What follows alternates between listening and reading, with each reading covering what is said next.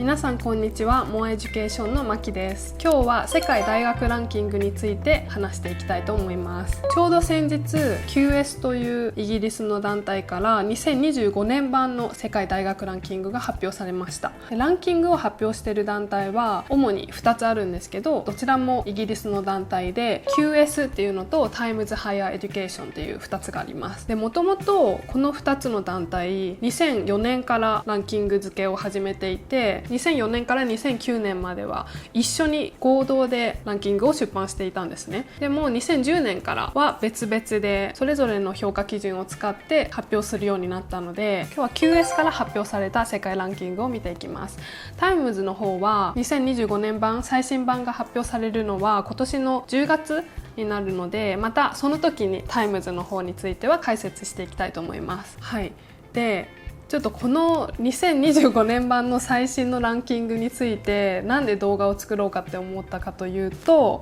実は私が行ってた大学インペリアルカレッジロンドンが世界で2位にランクインしました。めちゃくちゃもう卒業生として嬉しいし、単純になんで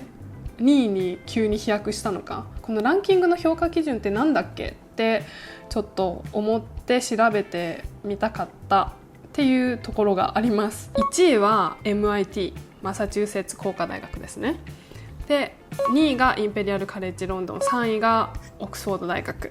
ていう風になっていて、でちょっとインペリアルの過去10年のランキングを見てみると、最高位が2位、2025年版最新版と2015年版で取ってます。一番低くても9位なので、過去10年間で必ず10位以内に入ってるっていう、とても素晴らしい大学だと改めて思いました。で、2025年版のランキングトップ10にはイギリスの大学が4校入っていて、アメリカの大学も4校入っていますね。でこれは2024年も同じです。大体そのトップ10の大学は自分たちのトップ10の順位の中でちょっと前後が変動あるっていう感じなんですけど、あんまり見る大学名は変わらないっていう感じですね。じゃあアジアの大学はどうかっていうと、National University of Singapore、 シンガポールの NUS っていう大学がなんと最新のランキングでは8位に入ってます。素晴らしい。で東大は、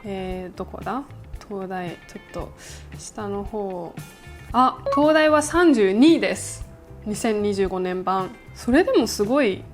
ですよね。世界で32位。でも最高位が過去10年の最高位が2020年に22位取ってます。だから最高位よりはちょっと10位、この5年で下がってしまっていますが、でも個人的には、東大の方が絶対インペリアルより入るの難しいだろうなってもう昔から思ってるんですよね。その学生の時から。なのにこのランキングではインペリアルとか他の世界のトップ大学に比べたら下なのはなぜかっていうと、これはもう分かってるんですけど、ランキングを作るにあたって評価基準がいくつかあって、そのうちの3つの評価基準で結構低い点数になっているんですね。でそれが何かっていうと、1つ目が Citations per Faculty っていうのは論文の引用された数です。でこれなんで 57.3 点っていう他の評価基準の点数よりだいぶ低くなっているかっていうと、やっぱり日本の大学なので論文が全部英語じゃないじゃないですか。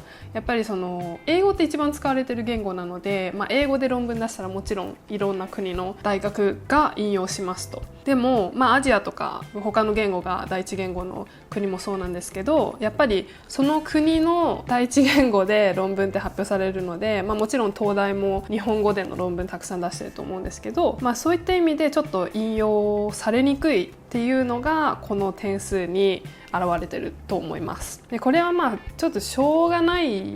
ところはあると思いますね。日本語での論文ももちろんこれからもたくさん出していくと思うので、ただ英語の論文もたくさん海外の教育機関とか企業との共同研究で出していってると思うので、増やす余地は全然あると思います。で、この International Faculty Ratio と International Students Ratio っていうのもめちゃくちゃちょっと低くなっていて、でこれはその各学部にいる教員だったり生徒で日本国籍じゃない国外の国籍の人たちの割合を示す数字になっているんですけど、これがやっぱり日本の大学だと低いですよね。やっぱり授業が日本語っていうのもかなりその言語の壁はあると思いますし、東大でも結構私も何回か訪問したことあるんですけど、すごい留学生、中国人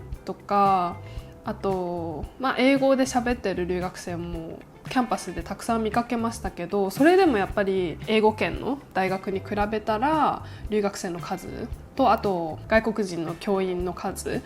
はやっぱり圧倒的に少ないので、そういったところでこの点数が低いっていう結果になってます。でも本当に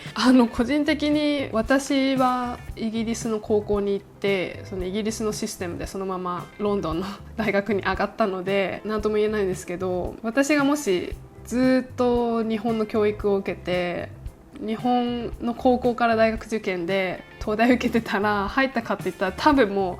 うほとんどの確率で入ってなかったと思うので、っていうぐらいその入試はすっごい難しいので、そう東大難しいんですけどね。でもやっぱり入るのが難しいとか、学業成績でどれだけ頭いいかだけがやっぱり大学の評価じゃないっていうところが、大学を選ぶ際にも特に日本国内だけじゃなくて世界中の大学を視野に入れてる方にとっては注目しておくべきポイントなのかなって思います。じゃあこの評価基準全部で9つあるんですが、それぞれの点数100点満点つけられて、でそれの総合得点によってランキングが決められるんですけど、それぞれの評価基準についてちょっと解説していきたいと思います。まず一番評価基準の中で総合点に対する割合が大きいのが Academic Reputation、 学業の評価ですね。これが 30% を占めてます。でその次に多いのが 20% を占めている Citations per Faculty っていうのが、さっき東大を見た時にちょっと低かったものになるんですけど、論文が引用されている数です。でその次が Employer Reputation Index っていうのが雇用主からの評価っていうところが 15% で、その次 10% が Faculty Student Ratio、 生徒数に対する教員数の割合で、その他の点数が全て総合点の 5% に当たります。じゃあまず Academic Reputation 学業評価のところは、この QS も Times Higher Education もそうなんですけど、毎年大学側からアンケートだったりとか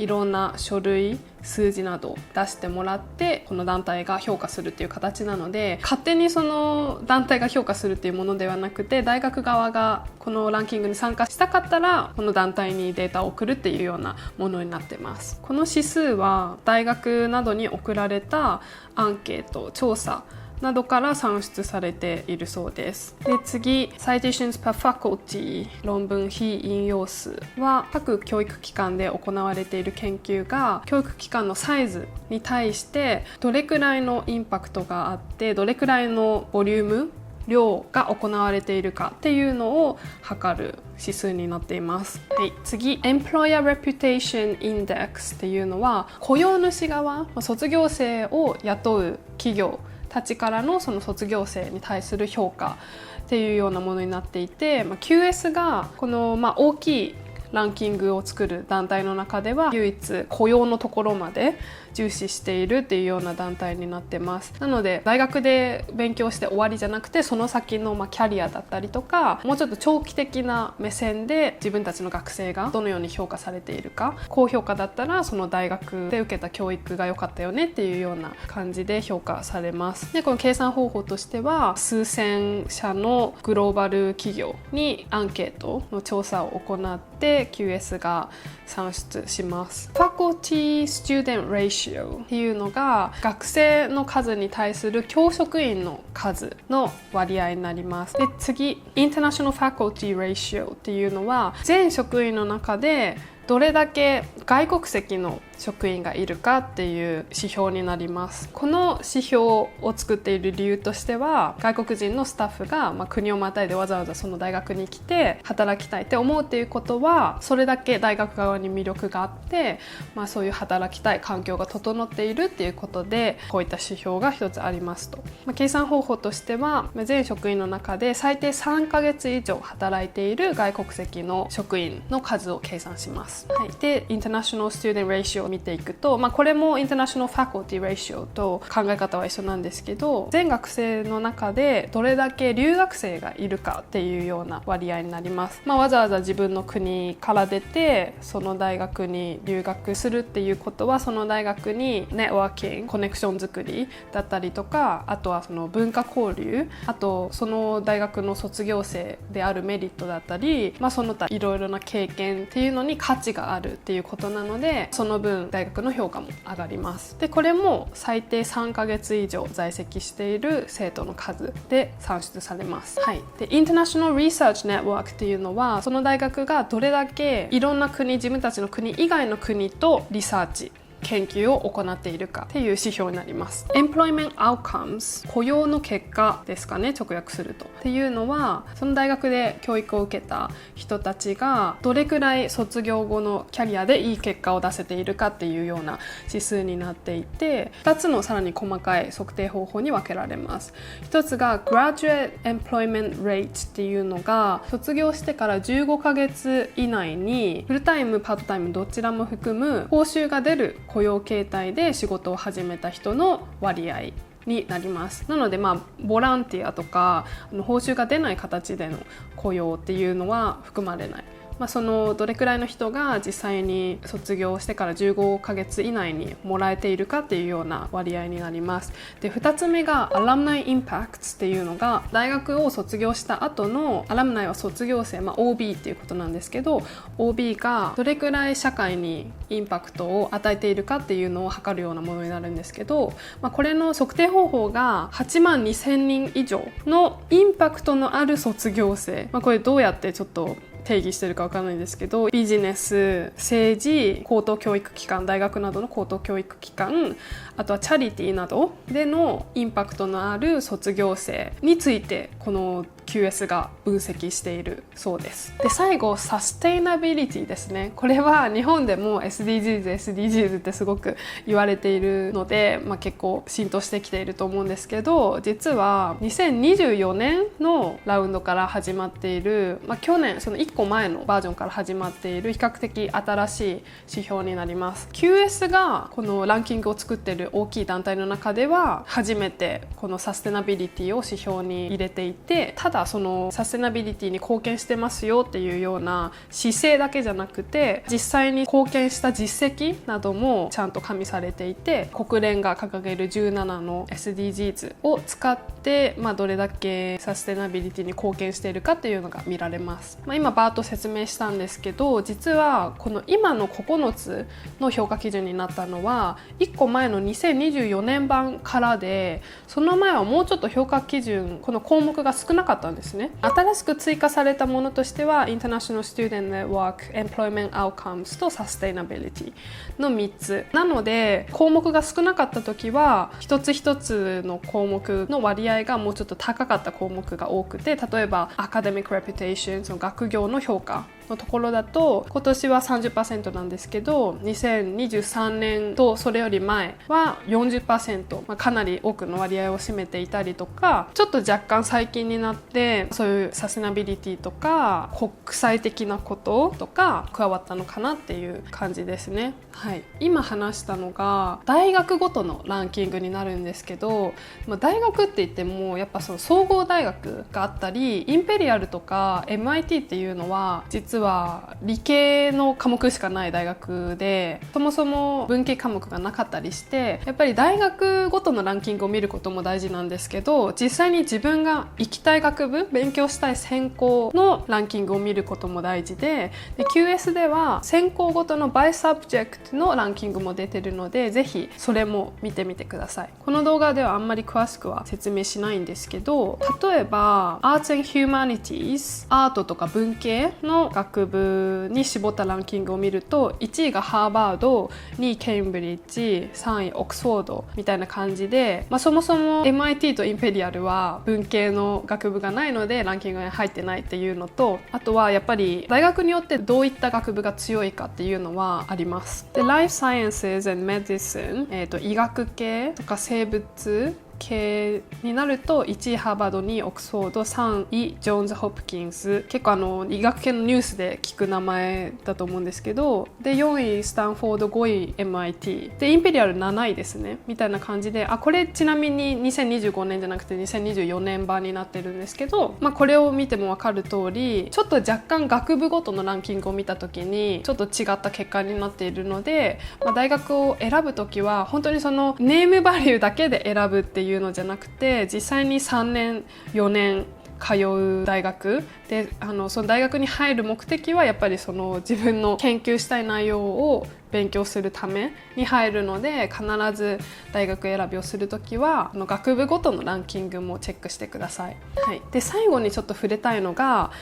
もう一つのランキングで QS Best Student Cities っていうのも出ていて、でこれは学生都市の中でどこがいいのかっていうランキングになっていて、ロンドンがもう連続でずっと1位なんですよ。私も大学ロンドンだったんですけど、これは本当に納得で、まずロンドンの大学は世界大学ランキングの中で18個もランクインしてるんですよ。1都市で、国でとかじゃなくて1都市でっていうのはかなり快挙だと思っていて、であとはトップ10の中にはインペリアルカレッジロンドンと UCL の2校が入っているので、どの都市かっていうなら本当にロンドンをおすすめしますっていうぐらいかなりレベルの高い教育を受けられると思います。東京が実は2位にランクインしてて、もうこれもすごいですよね。東京にいる人、日本にいる人は分かると思うんですけど、やっぱり東京は東大だったり、あとは国際的なところが評価されるところもあるので、そういった意味で、上智だったり ICU とか早稲田とか結構国際的な学部が多いところも東京にたくさんありますし、あとはもちろん慶応とか、あとマーチとかそういった大学も全部東京ですしっていうのを考えると、これも納得ですね。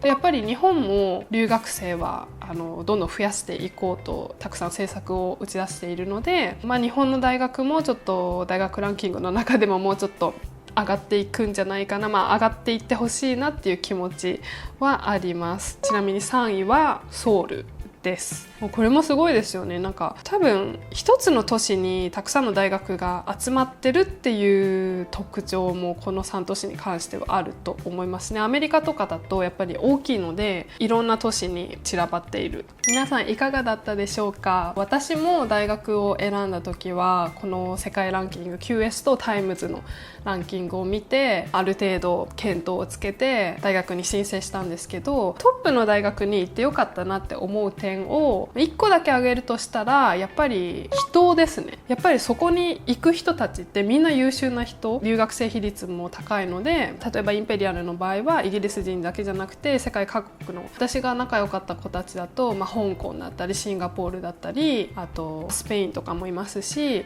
いろんな国から来てる人たちが本当に切磋琢磨して一緒に勉強していくっていう感じなので、そういった意味でやっぱり視野もすごい広がりますし、あとは卒業した後も未だにみんなとつながりがあって、結構一人で旅行行くこと多いんですけど、どこ行っても誰かしらいるみたいな状況で、スペイン旅行行ってもすごい仲良かったスペインの友達とご飯食べたりとかで、みんなやっぱり、日本人の子たちもそうですけど、卒業後自分のキャリアをしっかり積み上げていって、ずっと同じ会社にいる人もいますし、転職をしてどんどんキャリアアップしていって自分のやりたいことができている、で自分のスキルとか能力を最大限みんな使えているように思うので、やっぱりそういった出会いっていうのはすごく良かったなって思います。であとやっぱりロンドンだったのでインペリアルの中でもたくさん友達ができたんですけど、やっぱりロンドンの各大学、いろんな大学で、合同のイベントがあったりとか、日本人のイベントがあったり、アジアの留学生のイベントがあったり、ロンドン全体で結構出会えたりするので、やっぱり輪はすごい広がって、もう卒業して